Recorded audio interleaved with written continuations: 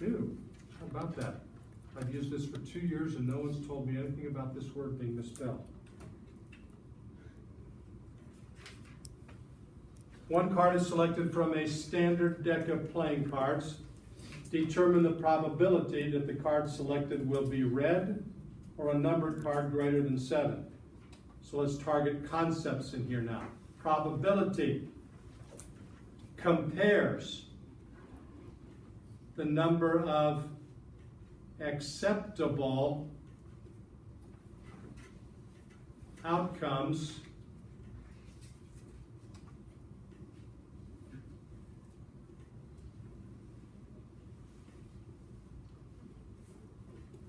to the number of possible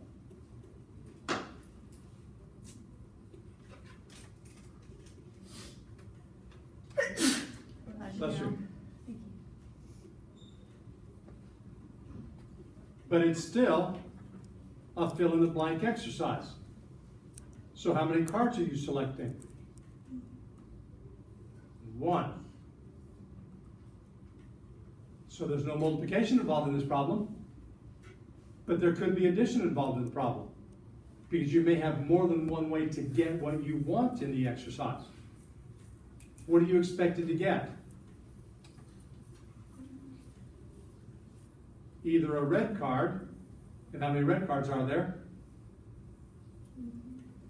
26, 13 hearts, 13 diamonds, or a numbered card greater than 7. So that rules out face cards, right? So what numbered cards do we have?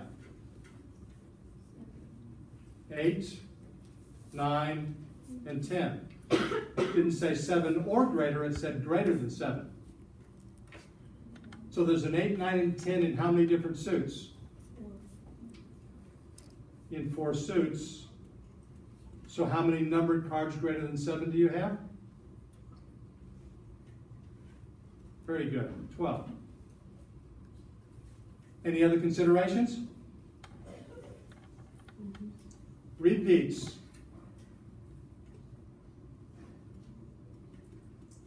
Are there any of those cards that you've already counted that are both red and greater than 7?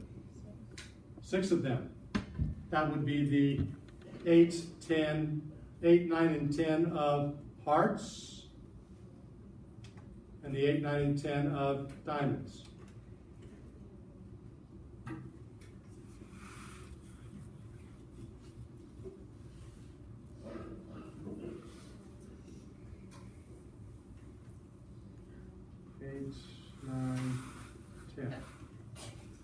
So we can't double count them. We gotta get the repeats out of there.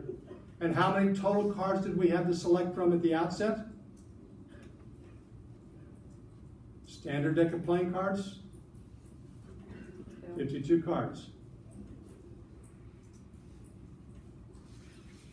So we have 32 over 52, which reduces down to a value of 8 over 13. But if they want a decimal, then we would actually end up doing the division problem. And if they want the decimal, then of course it doesn't make a difference if we do the reducing or not. 32 divided by 52, same thing as 8 divided by 13.